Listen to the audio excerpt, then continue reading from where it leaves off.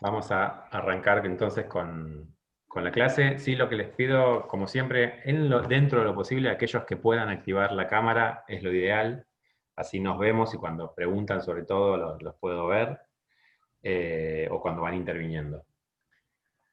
Bien, vamos a empezar con el llamado enfoque neoclásico, capítulo 7 del libro de Chevenato, en el cual arrancamos con una nueva escuela, con una nueva teoría.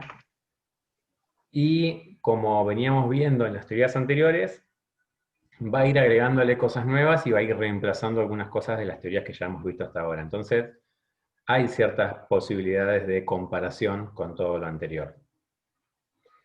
Primero vamos a arrancar como suelo hacer con un cuentito, que es para ubicarnos un poco en tiempo y espacio, eh, para que se entienda el por qué surge la teoría, ¿sí?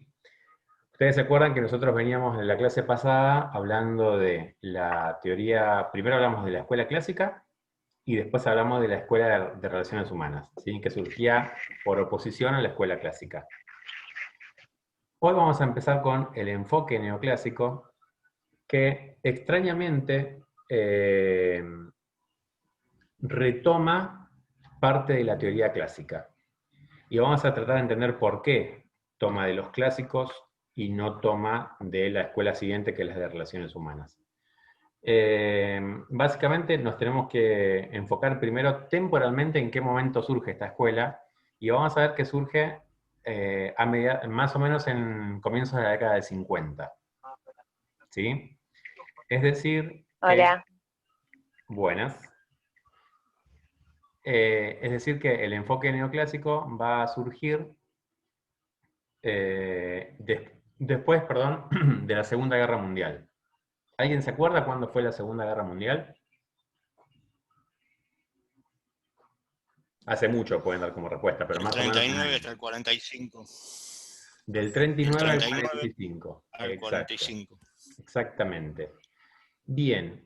¿Saben algo de esa Segunda Guerra Mundial o no tienen idea? ¿Vieron alguna Y película? No sé. algo, Algo, no, no. A ver, yo tampoco soy un experto, ni mucho menos. La idea es que todos más o menos tengamos una idea de qué pasó en el mundo en esa época. La Segunda Guerra Mundial, ¿quiénes intervenían? ¿Alguien sabe cuáles son los países que estaban combatiendo? los aliados contra la Alemania nazi. ¿No eran Bien. cuando chocaron los dos bloques? ¿Qué bloques? El capitalista con el comunista. No, justamente eso es posterior a la Segunda Guerra Mundial. Fría, la Guerra Claro. Fría. La Guerra Estaban los Fría viene aliados, después de la Segunda Guerra Mundial. Ahora en un ratito lo vamos a comentar, pero es justo después de eso. Es una consecuencia de la Segunda Guerra. Bien, Marcelo decía, los aliados contra la Alemania nazi. No era solo la Alemania nazi, sino que eran los países llamados del eje, en el cual entre los aliados íbamos a encontrar a países como Inglaterra, íbamos a encontrar a Francia, íbamos a encontrar a Rusia, íbamos a encontrar también a Estados Unidos. Y en el llamado eje íbamos a encontrar principalmente a Alemania, Italia Italia. y Japón. ¿Sí? Como los principales países. Obviamente, al ser una guerra mundial, intervenían muchísimos países, pero estos son podemos decir, los principales y los que eran más visibles en esa época. Entonces, Segunda Guerra Mundial, Alemania nazi, surge a partir de la Alemania nazi y a partir de Hitler, empieza a invadir parte de Europa. Todas las guerras ustedes saben que ocurren siempre por cuestiones económicas, ¿sí? Y esta guerra no excedía eso. Pero bueno, la Alemania nazi empieza a invadir Europa, entonces los países que se ven invadidos y los países que estaban alrededor empiezan a combatir. ¿Para qué? Para que no siga creciendo esta amenaza de invasión alemana. Junto a los alemanes estaban los italianos y también después los japoneses. Sin embargo, cuando empieza la Segunda Guerra Mundial, en el año 39, no estaban todos los países interviniendo. Hay un país muy importante que no intervenía en el comienzo de la Segunda Guerra Mundial. ¿Saben cuál era? Rusia. Estados Unidos. Rusia interviene poquito tiempo después de que empieza la Segunda Guerra. ¿Por qué? Porque estaba en Europa y se veía realmente afectada por los nazis. Por ahí dijeron Porque otro país. primero era aliada de Alemania. Estados Unidos. Estados Unidos, exactamente. Estados Unidos es de estos países centrales el que interviene varios años después de que comienza la Segunda Guerra Mundial. Interviene a partir de un conflicto conocido, de hecho hay películas al respecto, que es el ataque a Pearl Harbor. Pearl Harbor. ¿Escucharon alguna vez hablar de eso o vieron la película? ¿Vieron la película Pearl Harbor? Sí, Sí. sí, sí. Sí, no, más o menos. Pulgar arriba, pulgar abajo, en el medio. Bien. Más o menos, ok. Perfecto, bueno, Pearl Harbor es una película en la que muestran justamente el ataque de los japoneses a una base de Estados Unidos. Pearl Harbor se encontraba en Hawái. ¿Sí? Hawái es una isla que está en el medio del Pacífico, un tanto perdida, y es el único ataque que recibe Estados Unidos en territorio propio. Ahí atacan a gran parte de la flota del Pacífico de Estados Unidos. Hasta ese momento, el pueblo de Estados Unidos no quería participar en la Segunda Guerra Mundial. ¿Sí? ¿Por qué? Porque la Segunda Guerra Mundial pasaba en Europa, pasaba lejos, pasaba en Europa, en Asia, en parte de África. Entonces, no lo veían como algo cercano, venían ya de la Primera Guerra Mundial, venían ya de la crisis del año 30. Entonces, ¿para qué nos vamos a meter en el lío de Europa? El gobierno de Estados Unidos sí quería ingresar en la Segunda Guerra Mundial porque Estados Unidos venía de una recesión económica muy grande. Y la guerra lo que genera es una activación de toda la economía. Cuando un país interviene en una guerra, tiene que sí o sí habilitar todas sus industrias, tanto de la parte de armamentos, obviamente, como también de todo lo que conlleva el participar en una guerra. ¿Se imaginan ustedes que necesitan vestimenta para los soldados, que necesitan alimentos, que necesitan medicamentos, y todo eso genera movimiento en las industrias? Entonces, una forma de acabar con una recesión económica es intervenir para países con el poderío que tiene Estados Unidos, es intervenir en una guerra. Pero bueno, como les decía, el pueblo de Estados Unidos no quería intervenir en la Segunda Guerra Mundial hasta que ocurre el ataque a Pearl Harbor. Cuando ocurre el ataque a Pearl Harbor, se ven traicionados por los japoneses, que hasta ese momento estaban hablando de paz y de golpe atacan a la flota de Estados Unidos, y a partir de ese momento entonces el pueblo de Estados Unidos sí decide intervenir en la Segunda Guerra Mundial. Ahí hay un montón de teorías conspirativas al respecto que está buenísimo investigarlas, hay cosas muy interesantes y paralelismos muy interesantes para escuchar, porque muchos hablan de que el ataque a Pearl Harbor nunca existió, o que si existió fue un autoataque, porque justamente logró que Estados Unidos intervenga en la guerra y salga de la recesión económica que tenía. Entonces se habla bastante de que no se sabe si eso sucedió así o no. Obviamente se imaginan en la década del 40 era bastante complicado poder verificarlo. Conclusión, ingresa a Estados Unidos a la Segunda Guerra Mundial. ¿Cómo termina la Segunda Guerra Mundial? ¿Quién sabe? ¿Quiénes ganaron? Los aliados. Los Estados aliados. Unidos, Exactamente. Estados Unidos, Inglaterra, Rusia, Inglaterra, Francia. Pero esta Segunda Guerra Mundial tiene una característica muy particular, y es que transcurre, como les decía, principalmente en Europa, Asia y África. En Asia tenemos el hito de Japón, que recibió 2 bombas nucleares. En Europa, gran parte de los países de Europa quedan devastados por la guerra, quedan destruidos. Y ahí empieza a aparecer el negocio de la guerra, el segundo negocio importante de la guerra, que es, cuando finaliza una guerra tenemos 2 negocios importantes. Primero, saber quién ganó.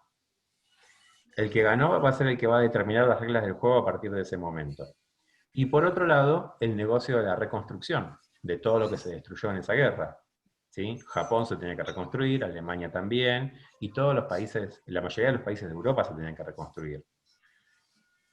¿Cuál era el país que tenía todas sus fábricas funcionando en perfecto estado y que no había sido atacado? Estados Unidos. Estados Unidos. Estados Unidos. ¿Estamos de acuerdo? Sí. Bien, entonces las empresas de Estados Unidos se encuentran con esta situación singular en la que tienen que abastecer a toda Europa y a parte de Asia, y por lo tanto las empresas empiezan a tener un crecimiento muy grande. Y no solo un crecimiento muy grande, sino que también empiezan a dedicarse a distintas cosas, a distintos rubros. Es tan grande la demanda desde Europa que no alcanzaba con que si yo tenía una fábrica que se dedicaba a ropa, solamente produjera ropa, sino que hacía falta todo tipo de insumos. Por lo tanto, esa misma empresa que hasta ese día se dedicaba solamente a vender ropa, empezaba a dedicarse a otras cosas que no tenían nada que ver con la venta de ropa y de las cuales no sabía tanto.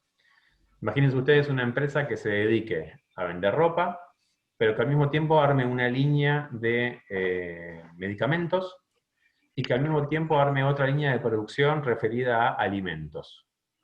¿Sí? Técnicamente esto se llama que la organización se diversifica, ¿sí? Diversifica su producción. Se empieza a dedicar a cosas que hasta ese momento no se dedicaba. ¿Por qué se tienen que diversificar las empresas? Porque Europa está destruido, hay que abastecerlo, y además, al ir diversificándose cada una de las empresas, empieza a competir con mayor cantidad de empresas. ¿Por qué es esto? Imagínense que yo tengo una empresa que se dedica solamente a vender ropa. ¿Con quién voy a competir? Con todas las otras empresas que se dediquen a vender ropa. Hasta ahí no hay ningún tipo de duda. Ahora, si mi empresa en lugar de dedicarse a una cosa se dedica a tres, yo ya voy a competir en tres rubros diferentes. Y si el resto de las empresas hacen lo mismo, y también en lugar de dedicarse a una cosa se dedican a tres, va a haber cada vez más cantidad de empresas que se dediquen a los mismos rubros que yo. ¿Están de acuerdo?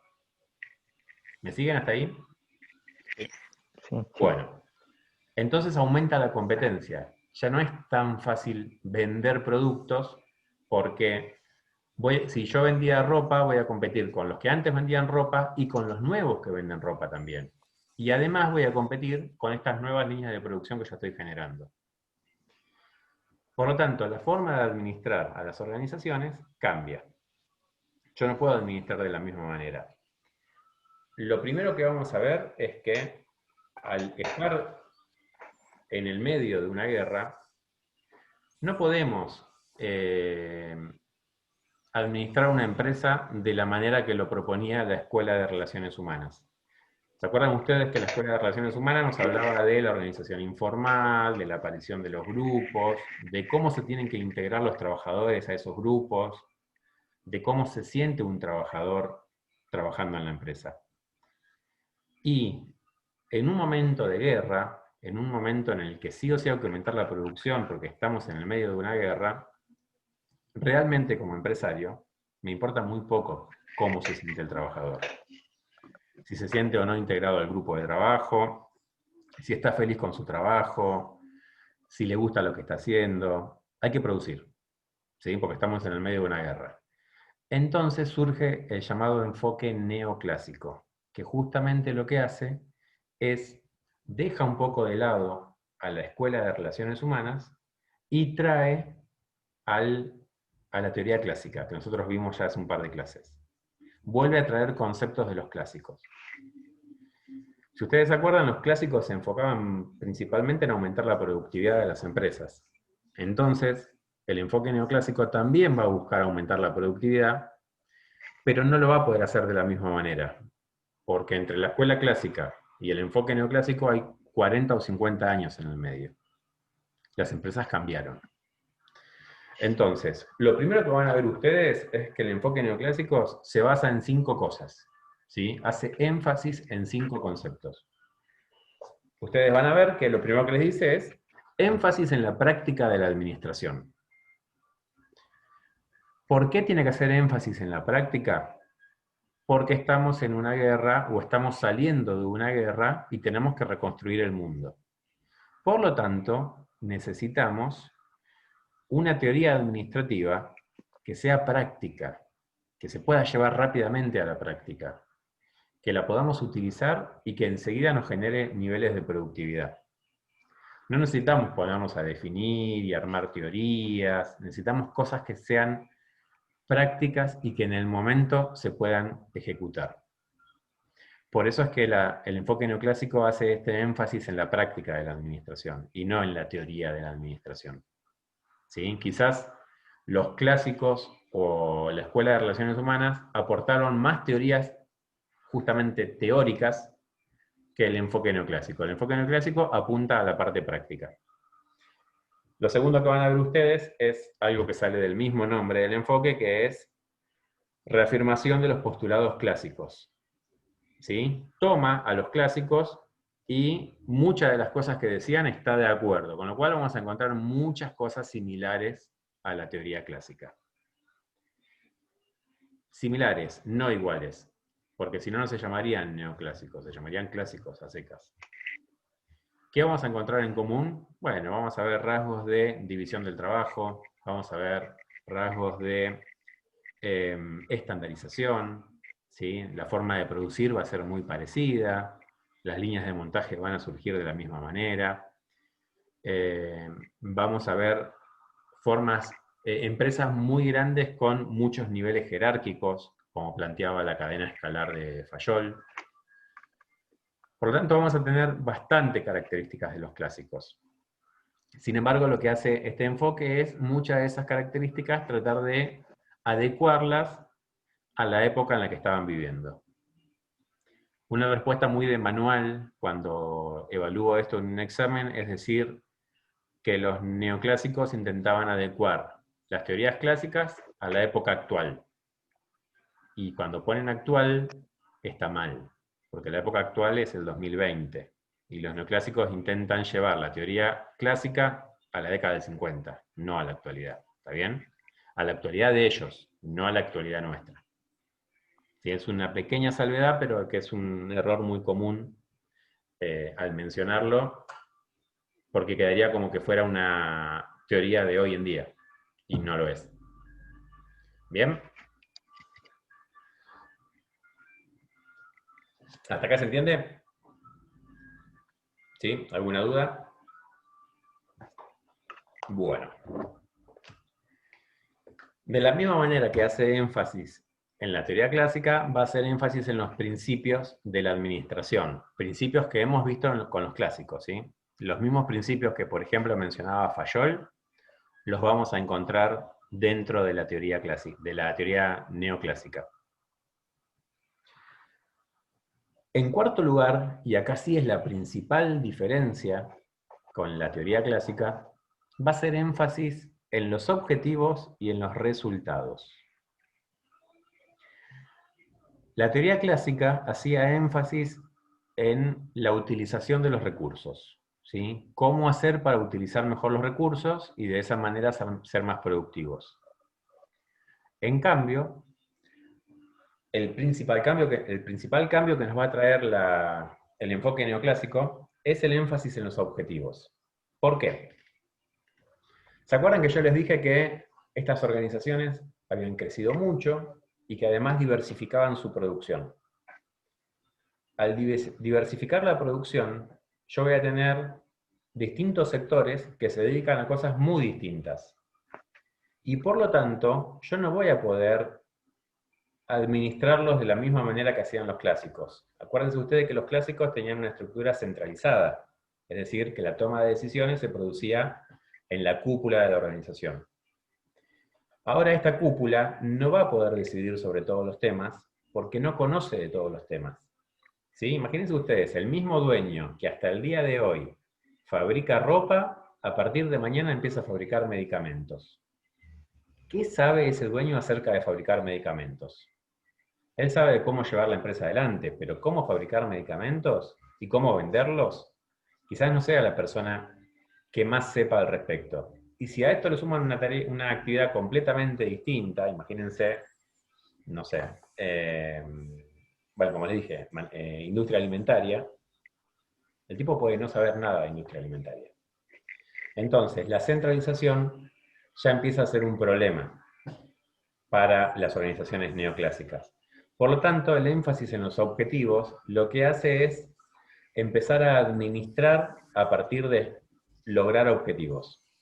¿Sí? Las empresas ya no buscan llegar a un determinado resultado solamente, sino que lo que empiezan a buscar es que cada uno de sus sectores cumplan objetivos que vayan en pos de un objetivo mayor, que es el objetivo de toda la empresa. Eso igualmente dentro de un rato lo vamos a desarrollar más. ¿Está bien? ¿Se acuerdan que yo además les dije que había aumentado la competencia? Porque había más empresas que se dedicaban a lo mismo y porque yo me dedicaba a más cosas, por lo tanto competía en más frentes. Al aumentar la competencia, necesito administrar a través de objetivos, porque yo ya no le voy a vender lo que quiera a quien yo quiera, sino que voy a tener que empezar a segmentar el mercado y determinar a quién le voy a vender. ¿Sí? Dentro de la industria de la ropa, no lo voy a vender a todo el mundo, porque compito con todo el mundo, sino le tengo que empezar a vender a determinados clientes. Entonces me empiezo a dedicar, por ejemplo, a ropa para hombres. Ok, ¿qué tipo de ropa para hombres? Ropa para trabajar, ropa para salir, ropa para todos los días, calzado específicamente, ¿sí? Empiezo a segmentar el mercado y a partir de eso empiezo a establecer objetivos. Bueno, mi objetivo es tratar de ser una empresa líder en la venta de zapatos, ya no de ropa para hombres. Bien, esto surge principalmente a partir de esta época.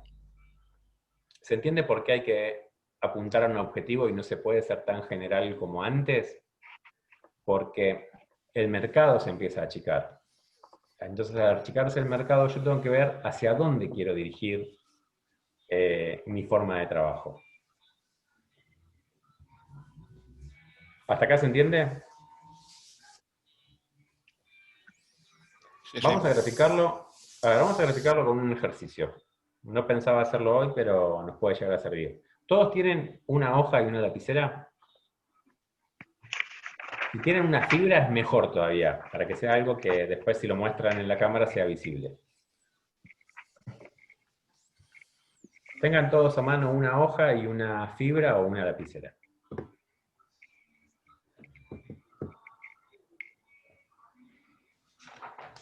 ¿Van a dibujar en la hoja?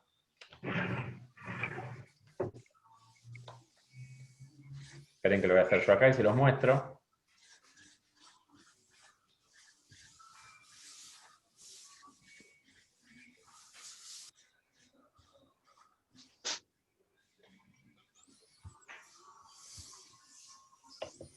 ¿Van a dibujar en la hoja?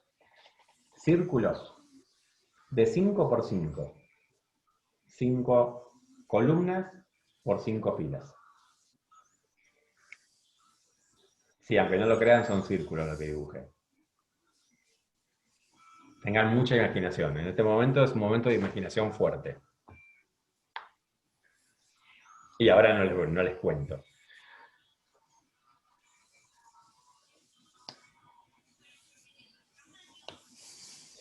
Acá sí o sí voy a necesitar que los que no tienen la cámara activa, en lo posible que la activen, porque si no, no voy a poder ver qué es lo que hicieron. Y no va a funcionar esto.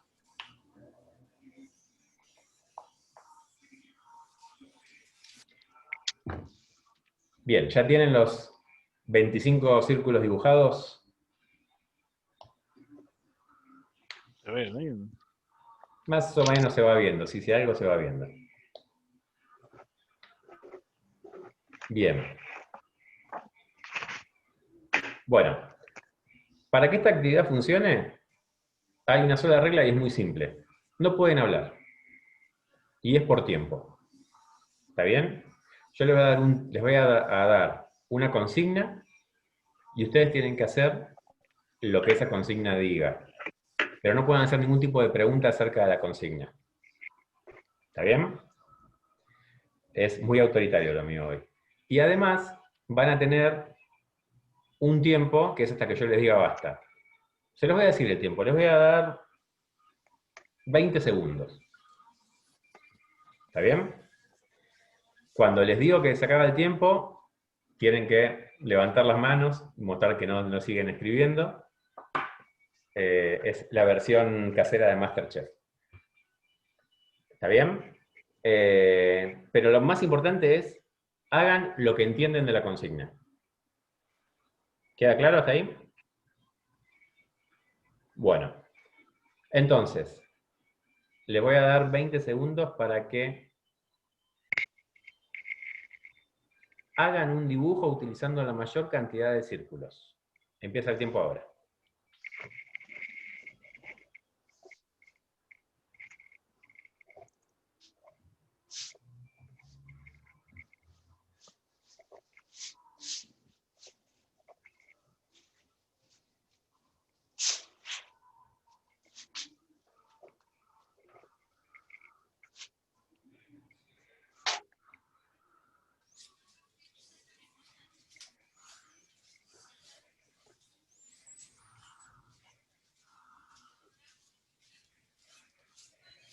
Tiempo.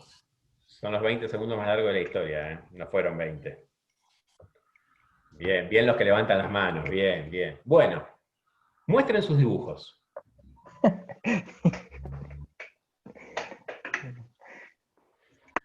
A ver, vamos a seguir viendo. Esta es la parte más linda de todo este curso. Vamos a empezar con Diana. Contanos, Diana, qué hiciste y mostrarnos a todos lo que hiciste. Por favor, Lo todos primero que se me observen. viene a la cabeza. ¿Se me ¿Eh? escucha?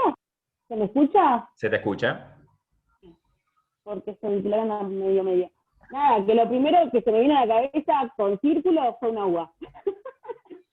Ok. Mostrarnos el dibujo, por favor. Excelente. Bueno, ya sabemos que artista no sos. Muy bien. Otro. Obvio. A ver. Vamos con Pablo. Pablo Fernández. ¿Qué tal? Buenas tardes.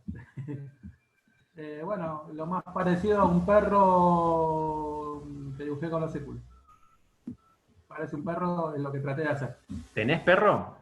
Sí, No lo ves mucho, ¿no? está acá abajo. Por eso se me ocurrió hacer eso. ¿Y tiene manchitas tu perro? Bueno, en la cola y en las patas, ¿no? Bien, porque ahí te quedó una especie de dálmata, ¿no? Sí, algo, Ok. algo raro. Bueno, bien, excelente. Facundo, a ver, ¿qué hiciste vos? Yo hice, ¿ves? Esta es la cabeza, este es el cuerpo. Hice muchas personitas y acá hice soles. ¿Y abajo hiciste soles? Sí. Sí, empecé primero por los soles y dije, no voy a llegar, entonces empecé a hacer personitas. Bien, tus personitas sabemos Esto que en el tienen, psicotécnico no lo paso. no, olvídate, no, si acá hay un psicólogo estamos No, todos olvídate muertos, ya que lo no. sabemos del primer día. Tus personitas tienen el mismo tamaño de cabeza que de cuerpo. O sea, Claro, o la gente sí, está son muy gordos. delgada o la cabeza está muy grande, ¿no? Claro, Bien. claro. A ver, Valentina. Sí, sos vos. ¿Yo o la otra chica? Porque hay dos. Y yo te veía a vos, a ver cuál es la otra Valentina. Ah, bueno. Ah, perdón, sí, está Valentina Valentina Martín también. Martín o Martín. Perdón. Hice como una serpiente o algo así. Ahí está la cara y está todo así. Ya están todos Bien. los circulitos. Perfecto. Bien, excelente. Vamos con la otra Valentina, ya que estamos. Bueno, yo quise hacer flores y después me di cuenta que no llegaba y dije, bueno, ya fue, hago las flores. Porque Flores. dije, bueno, iba a empezar a unir los círculos, pero no sabía cómo unirlos y dije, bueno, me quedarán algunos círculos afuera. Bueno, bien. Tiago, ¿qué hiciste vos?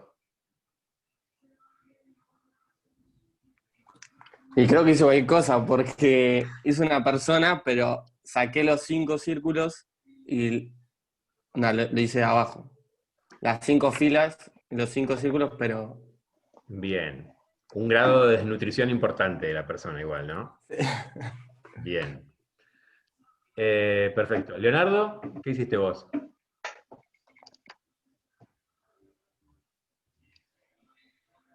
Y eso sería...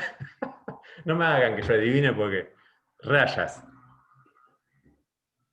Bien. ¿Marcelo?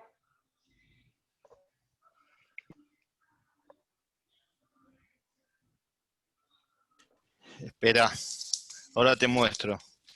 Copos de nieve cayendo. Bien. Muy bueno, bien. Bien, bien, bien.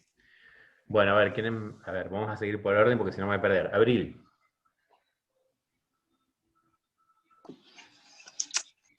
Un rombo. Un rombo, o sea que te quedaron un par afuera. Bien, Sí, pero bueno. perfecto. Lara, Me pediste rapidez, nunca dijimos imaginación. yo no dije nada al respecto. Acá no se juzga a nadie, no se preocupen. Lara, ¿qué hiciste vos? Perdón, profe, quedó el nombre de mi nena. Estaba jugando. Ah, perdón. Decime tu nombre porque si no... Vanessa. Vanessa, perfecto. Vanessa. Bueno, yo hice un solcito, una chica embarazada, una flor y un árbol. Mirá vos, una chica embarazada aparte, me encantó. Claro, Bien, se bien. hace redondita. Y... Muy bien, no eran gases, era embarazo. Ok. Belén.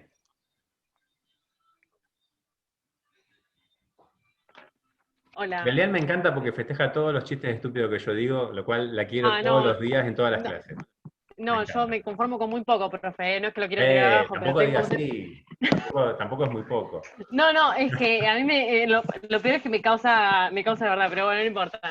Vamos a lo que nos importa, esta obra de arte que está acá sería... Esta obra de arte. Sí, tremendo, una onda le puse, acá una especie, un triángulo de casa. Esto sería, no sé qué sería, a ver. Ah, ya me acordé, sí, una nube, esto de acá, y esto de acá, y esto es un árbol con una forma muy extraña también. Muy geométrico lo mío. Ok, bien. Estamos bien, ¿eh? Bueno, a ver, porque ya, esperen, se nos está por cortar esto, a ver, pero no me quiero olvidar quiénes me faltan porque si no pierdo el orden. Eliana no te dije todavía, ¿no?